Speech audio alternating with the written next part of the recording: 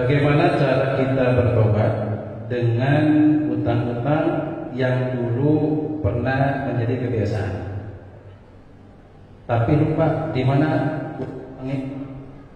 Bagaimana Ustaz? Orang yang paling tinggi IQ-nya, cerdas pun, kalau kan cerita utang ini banyak juga lupa. Nggak tahu utang kenapa, memang begitu. Jadi antum jangan merasa cuma antum aja. Saya tidak lupa, cuma banyak jumpa dengan orang-orang lupa. Dulu sebelum pinjam duit, dekat ya. Begitu udah dapat, coba kenal ya. Ada orang mati syahid. Orang mati syahid itu bebas dari umpan, tidak merasakan sakaratul maut, tidak merasakan azab kubur, tidak merasakan hisab, langsung masuk surga. Ilat lain kecuali utang. Orang mati syahid aja kalau punya utang tertahan, apalagi mati konyol.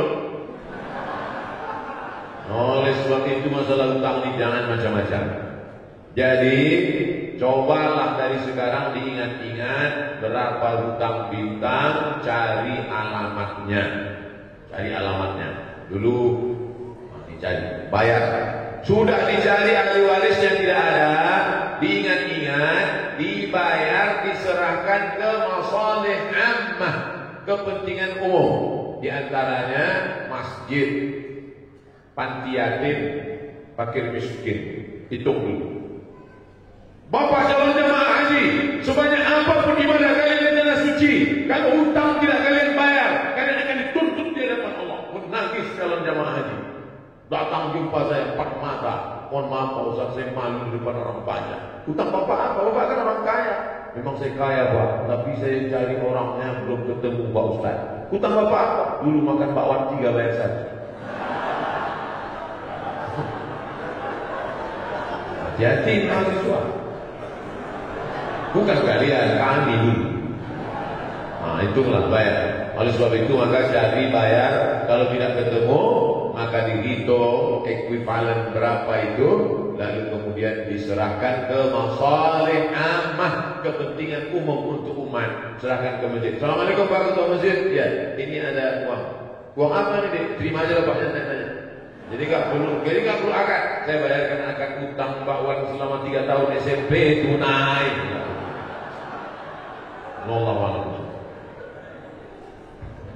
Alhamdulillah Ustaz. Assalamualaikum warahmatullahi wabarakatuh. Ustaz utang Ustaz yang datang Bagaimana pendapat Ustaz tentang Islamization of knowledge? Bukankah semua ilmu syariat itu dari Allah Subhanahu wa taala? Jadi ilmu apapun itu Islam, tergantung orangnya, kan? Syukur. Naik sepeda itu bisa nggak dibedakan? Naik sepeda itu ilmu kan? Ilmu belajar naik sepeda. Lalu kemudian bisa nggak dibagi? Ini naik sepeda Islam, ini naik sepeda konvensional. Ilmu kan? Ilmu cara naik sepeda. Naiknya dari kanan. Nanti kalau jatuh, sebelum jatuh, na'udzubillah. Setelah jatuh, la haula wala quwata illa billah. Letaknya di mana? Mengeksplorasi ayat-ayat Al-Quran, hadis-hadis. Ada ayat kauniyah, ada ayat alam semesta. Itu semua disebut ayat oleh Allah Ta'ala. Inna fi khalqis samawati wal ardi wa ikhtilafil laili wan nahari la ayat. Bagaimana menggali, mengeksplorasi ekonomi dari Al-Quran, dari sirah Nabi. Ada mahasiswa pasca sarjana. Ngontak saya mau nanya masalah andragogi. Assalamualaikum warahmatullahi wabarakatuh. Waalaikumsalam. Saya tesis S2 saya tentang andragogi, gitu dia.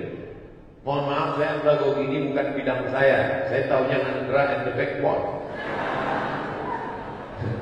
Saya mau ajak ketemuan karena mahasiswa ini perempuan, mahasiswi, jadi saya nggak berani ketemu di rumah makan, ketemunya di masjid. Nanti kalau ketemu di rumah makan dia foto kan bahaya. Akhirnya ketemu di masjid. Kata dia, andragogi ini apa? Saya tanya. Andragogi ini belajar setelah dewasa, Ustaz. Terus saya sudah cari hadisnya gak ketemu.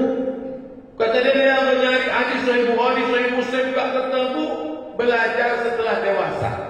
Lalu saya tanya, Khadijah beda umur dengan Nabi berapa tahun? Waktu Nabi umur 25, Khadijah umur 40. 40 dengan 25 berarti perbedaan umur 15. Waktu Nabi dapat wahyu umur 40, berapakah umur Khadijah? 55. Berarti dia belajar Islam umur berapa?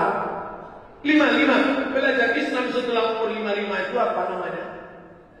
Andragogi. Ketika saya tanya gitu, berapa umur Khadijah belajar Islam? 55, Ustaz. 55 itu anak-anak apa dewasa? Dewasa. Apa itu namanya?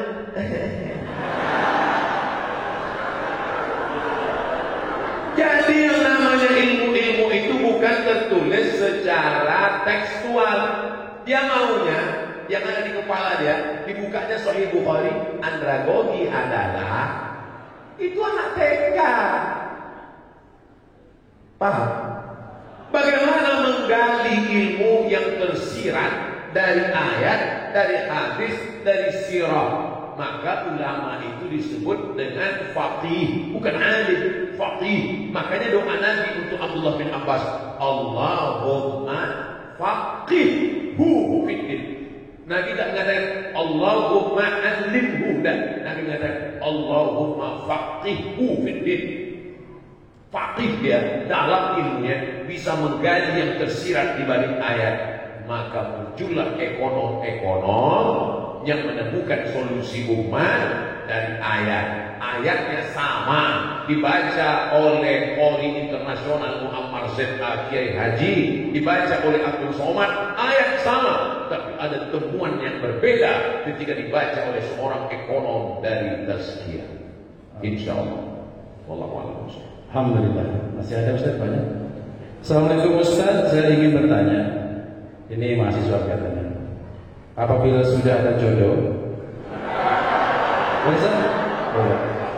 apabila sudah ada jodoh yang ingin segera menikahi saya dan menikahnya di tahun ini, tetapi keluarga besar saya menyuruh nikah tahun depan, apa yang harus saya lakukan? Lebih baik mendengarkan keluarga besar atau segera menikah? Lari maksudnya. Demikian. Apa hubungan jodoh sama ekonomi?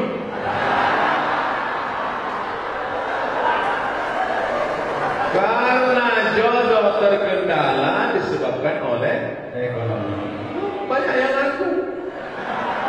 Jadi ekonomi ini menggantung kepada segala aspek. Ibadah menjadi khusyuk karena ekonomi. Ceramah menjadi khusyuk. Kenapa saya ceramah di Tazkiyah ini khusyuk? Ekonominya bagus, hasilnya kencang. Kalau ada tempat lain berkipas saja lah. Ekonomi Islam adalah. Tapi di sini Masya Allah, di sudut-sudut ada AC. Hebat. Hebatnya lagi AC-nya nggak kelihatan karena dimasukkan ke dalam dinding. Dasar. Kenapa acara ini bisa diliput di seluruh dunia, bisa melihat? Karena ekonominya mapan, kameranya besar-besar. Di tempat lain saya ceramah, sini ya ada kamera. Walaupun nggak semuanya hidup. Artinya ekonomi ini. Nah, man istata'a minkumul ba'ah. Coba tengok hadisnya. Man istata'a minkumul ba'ah. Siapa di antara kamu yang ba'ah? Apa kata syarah? Syarih menjelas hadis. Al-ba'ata al-qudratu. Makna al-ba'ah mampu. Mampu secara apa? Mampu secara keilmuan, mampu secara finansial. Man istata'a minkumul ba'ata. Siapa di antara kamu yang sudah mampu menikah, falyatazawwaj fa innahu aghaddu lil basar. Karena menikah itu menundukkan pandangan, wa ahsanu lil farj, menjaga kemaluan. Faman lam yastati', siapa yang tak sanggup, fa'alaihi bis-shaum, banyak-banyak puasa. Jadi adik-adik mahasiswa yang belum mampu menikah, ambil puasa dulu. Puasa. Kalau puasa kalian nafsu ada, tenaga tak ada. Lemas. Jadi lawan mati. Bro, itu ada mahasiswi cantik dari Taskia. Aku udah nggak lihat ini. Mau mati di bawah. Nanti habis buka baru kita cari. Nah, oleh sebab itu, kalau ekonomi sekarang ekonomi sudah mapan. Kira-kira mana yang didulukan Pak Ustaz? Apakah saya menikah tahun ini atau dengan keluarga? Balik kepada Al-Quran. Apa kata Allah? Wa amruhum syura bainahum. Orang beriman itu memutuskan berdasarkan syura. Datang ke ayah, datang ke ibu. Papa, nyambil papa kita makan sambal terasi. Ayah, saya ada rencana nikah sekarang ya. Kau sudah punya kemapanan ekonomi? Sudah mampu insya Allah ya. Tahun depan mobil belum ada, nanti cucuku naik motor batuk.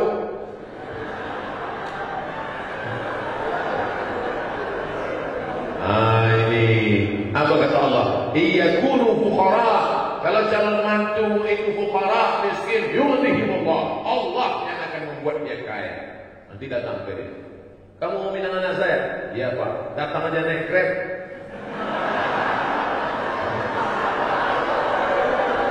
Bacakanlah itu.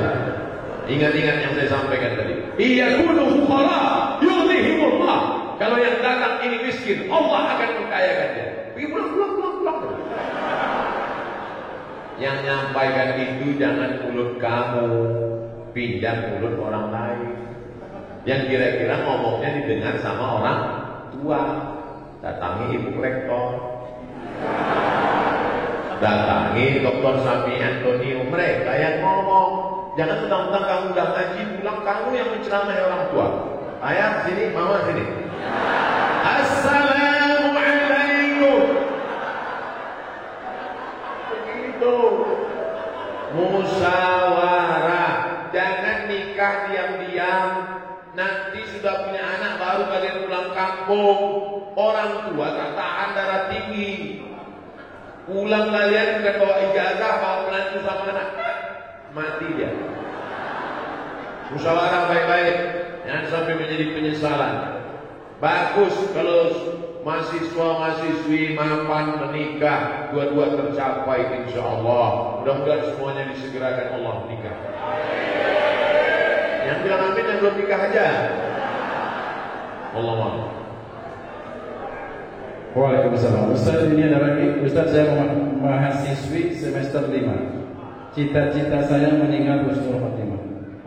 Subhanallah. Tetapi bagi saya berbuat maksiat. Enggak linear. Ingin mati tapi maksiat. Jujur saya selalu menyadari perbuatan saya. Perbuatan yang salah, bahkan saya sering menangisinya. Tolong beri saya nasihat. Amalan apa yang bisa menjauhkan saya dari perbuatan maksiat itu? Saya sudah bosan menangis atas dosa-dosa saya. Itu Ustaz. Berdosa itu semua orang tahu. Tapi penyebab apa membuat engkau berdosa, engkau mesti tahu. Dosa apa yang kau lakukan dan mengapa engkau berdosa, mesti tahu. Sehingga mudah kita mencarikan obatnya. Itulah gunanya kita diperiksa dulu sama dokter di USG,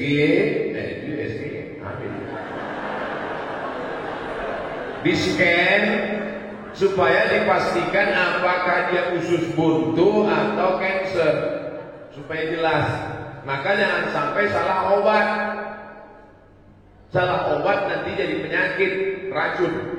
Oleh sebab itu maka diketahui dulu penyakitnya apa. Ini pertanyaannya umum, maka saya jawab secara umum. Pak Ustaz, saya bergelimang dosa. Dosamu apa? Penyebabnya apa? Dosa saya ini karena sebabnya ini. Cepat atasi.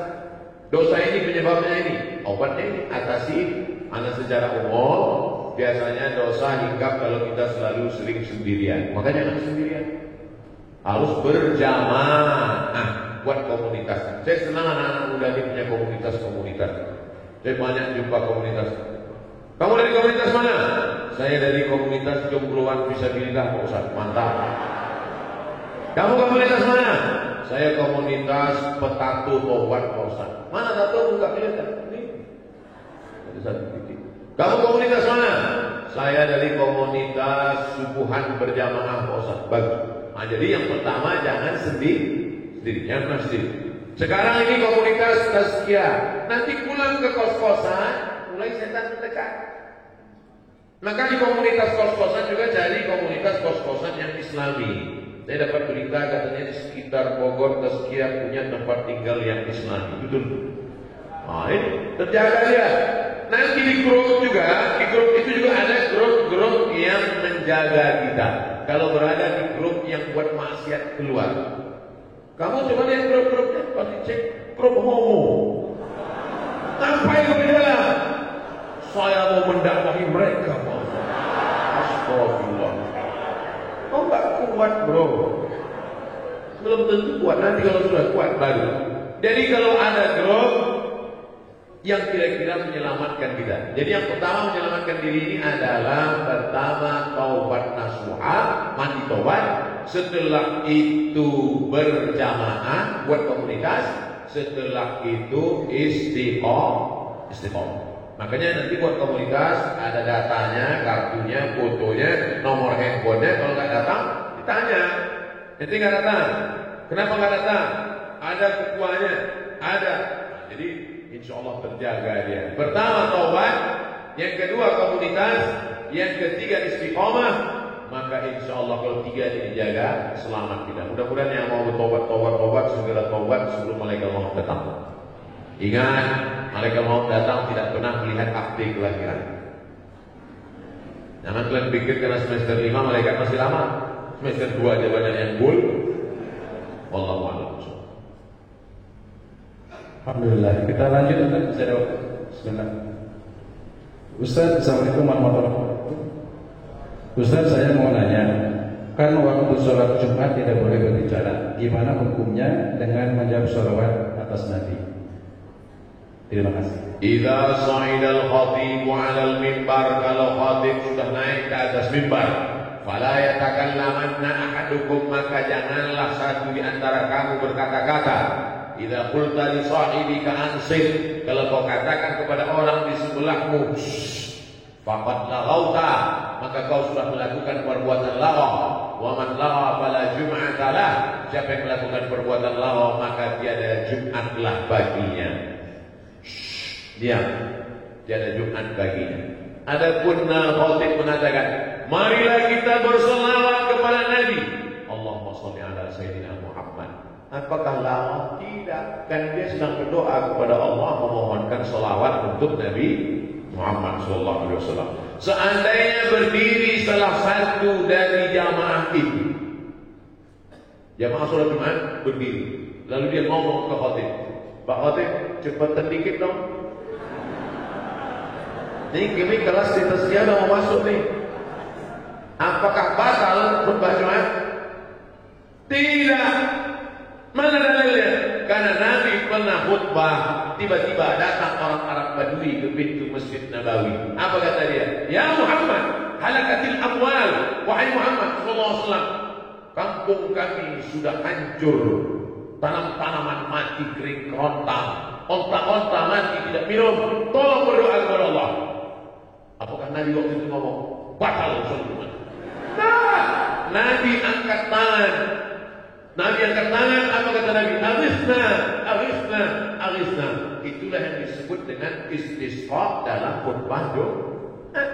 Nabi disuruh doa, minta turun hujan. Selesai sholat Jumat, pulang sahabat, basah halaman Masjid Nabawi. Begitulah hebatnya doa Nabi SAW. Jadi yang membatalkan itu kalau berkata-kata sesama jamaah. Adapun jamaah berdoa, jamaah ngomong ke khatib, atau sebaliknya, khatibnya ngomong ke jamaah, apakah batal khutbah? Tidak. Nabi sudah khutbah. Tiba-tiba ada seorang laki-laki datang langsung duduk. Apa kata Nabi? Berdiri kata Nabi. Nabi suruh dia sholat 2 rakaat. Andai saya sedang khutbah, tiba-tiba datang seorang laki-laki, saya suruh dia berdiri. Saya belum pernah lagi. Berdiri sholat. Makanya kalau adik-adik terlambat, jangan langsung duduk waktu sholat Jumat. Tetap sholat 2 rakaat. Tapi janganlah sholatnya di depan hotel. Ini udah terlambat. Pergilah ke pinggir-pinggir sana. Ini udah terlambat di depan hotel. Allah. Pakai baju kaos, tulis ini. Emang masalah buatmu. Allah maaf. Ustaz, ada 3 lagi? Baik. Assalamualaikum warahmatullahi wabarakatuh. Ustaz, teman saya mengamanatkan pertanyaan. Teman saya pernah berzina, tapi tidak sampai hamil, dan dia kini telah bertobat. Yang ingin teman saya tanyakan, apakah yang harus dilakukan? Menyembunyikan aib itu atau berterus terang kepada keluarga? Terima kasih. Dia laki-laki perempuan. Tulisannya ini temannya soalnya. Kalau laki-laki berzina, habis itu dia nikah, istrinya kan nggak tahu kan? Nggak tahu, karena nggak ada labelnya. Beda sama perempuan. Kalau dia berzina, habis itu dia nikah, suaminya tahu. Dalam kitab fikih dikatakan, dikutip oleh Sayyid Sabiq dalam fikih sunnah. Lihat fikih sunnah. Inishtarata bikran. Kalau seorang laki-laki menikah mensyaratkan istrinya mesti bikran. What the meaning of bikran? Virgin. Inishtarata bikran. Kalau laki-laki mensyaratkan istrinya harus bikran, virgin, fabanat saiban. Ternyata setelah nikah tidak virgin, falahul fashu. Maka laki-laki itu punya hak untuk fasah. Fasah artinya pembatalan pernikahan. Makanya tertulis di botol, do not accept if cell is broken. Makanya saya tanya, tadi yang tanya laki-laki apa? Perempuan. Kalau laki-laki dia tobat nasuha, selesainya aku ceritakan sama dia. Yang berarti ada sesuatu yang mau menceritakan. Apa bang? Kau bukan yang pertama. Apa? Tapi kalau perempuan kau harus cerita, karena kalau tidak nanti ini bahaya. Cuman menanyanya jangan langsung pancing dia. Mas, ya, apa sih arti keperawanan bagimu? Terus dia bilang, nggak ada. Aku pun nggak berjaga.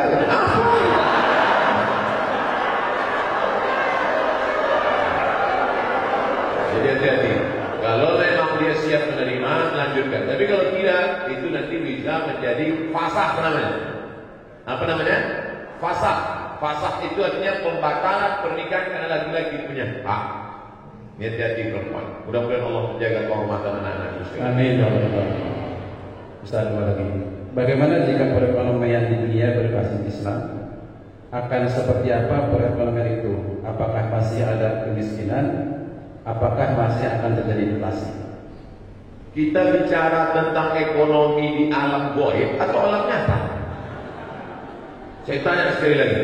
Bicara ekonomi Islam ini bicara teori di alam kertas, makalah, seminar, lokakarya, atau pernah nyata di alam nyata? 2 tahun setengah jadi khalifah dan dia menantang siapa yang bisa berjalan kaki dari Son'a ke Darul Baydah. Son'a, Yaman. Sekarang kita hitung, Yaman, naik Yaman, Saudi Arabia, naik ke atas Suriah, Yordania, Palestina, naik ke atas lagi Mesir, Tunisia, Aljazair, Maroko, 9 negara. Siapa yang sanggup jalan kaki 9 negara mencari fakir miskin, bawa ke sini? Kata Umar bin Abdul Aziz. Abad kedua Islam. Tidak ada fakir miskin kalau ekonomi Islam diterapkan. Jadi kita bukan cerita masalah makalah seminar, kita bicara tentang pernah wujud ada di alam nyata. Bukti, real, fakta, bukan fiktif. Jadi orang Islam cerita ekonomi ini bukan dongeng, bukan cerita tentang masalah. Nah, ini mesti diwujudkan kepada umat Islam. Lalu kemudian kenapa dalam fikih itu, coba baca kitab tafsir di abad-abad keempat, abad-abad kelima, abad-abad keenam. Mereka cerita tentang anjing Ashabul Kahfi warnanya apa? Apakah anjing herder atau anjing bulldog? Mereka cerita tentang perahunya Nabi Nuh sebesar apa, kayunya dari kayu apa, mendaratnya di mana. Lalu kemudian orang zaman sekarang baca itu, apa ini? Ngapain dikaji anjing Ashabul Kahfi? Ngapain dikaji? Justru kalau dilihat dari sisi lain, begitulah hebatnya ekonomi zaman itu sampai mereka memikirkan sesuatu yang berlebihan karena memang makan cukup, kehidupan luar biasa, ekonominya mapan sampai mereka berpikir tentang sesuatu yang tak terpikirkan oleh manusia sekarang. Sekarang kenapa orang tidak produktif? Gimana mau produktif? Ekonomi orang-marik, tukang langkah hitam-hitam. Jadi kalau dibaca abad-abad pertengahan, abad keempat, abad kelima, abad keenam, kenapa tafsir-tafsir, fikih-fikih itu mengkaji dengan kajian luar biasa? Bahkan di Indonesia, kalau adik-adik nanti baca fikih ketika Islam sedang jaya-jayanya di Kalimantan, ada kitab fikih namanya Sabilal Muhtadin, ditulis oleh Mufti Kerajaan Banjar, namanya Syekh Muhammad Arsyad Al-Banjari. Dikaji tentang masalah sesuatu yang tak terpikirkan oleh manusia, saking mapannya ekonomi mereka saat itu. Andai ada seorang pergi ke hutan, bisa konsep, masih bisa. Andai ada orang pergi ke hutan, sampai di hutan turun hujan gerimis, maka dia pun masuk ke dalam gua, berteduh di dalam gua. Setelah berteduh dalam gua, hujan pun reda. Lalu dia keluar dari dalam gua melanjutkan perjalanan. Ternyata gua tempat dia berteduh tadi rupanya maaf, kemaluan raksasa. Apakah dia wajib mandi junub? Orang sekarang kalau baca itu, ngapain dikaji masalah ini? Kan gak penting. Memang betul, tapi dari sisi lain, begitulah mereka berpikir, saking kan sudah mapannya ekonomi saat itu. Tak ada lagi fakir miskin, orang kaya raya, sampai orang berpikirnya pun kelas VIP. Nah, jadi banyak orang ada, ini kitab-kitab klasik ini Ustaz terlalu besar masalah. Kenapa kitab itu sampai 1 meter panjangnya? Tafsir Al-Kabir yang ditulis oleh Imam Fakhruddin Ar-Razi 606, 1 meter panjangnya. Kitab-kitab fikih itu ditulis Rawdatul Talibin wa Umdatul Muftin. Dalam syarah hadis pula Fathul Bari syarah Sahih Al-Bukhari sampai dikaji masalah waw, masalah fa, masalah wa. Untuk apa dikaji? Saking kan makmurnya hidup mereka, tak ada lagi dikaji masalah kemiskinan. Kenapa penulis-penulis sekarang tidak produktif? Salah satu sebabnya adalah masalah ekonomi. Saya hanya ingin bercerita bahwa umat Islam kalau cerita ekonomi Islam bukan cerita teori tapi pernah jaya. Dia ingin mengulang kejayaan itu. Dan kalau Islam jaya, semua akan mendapatkan rahmat. Wa ma arsalnaka illa rahmatan lil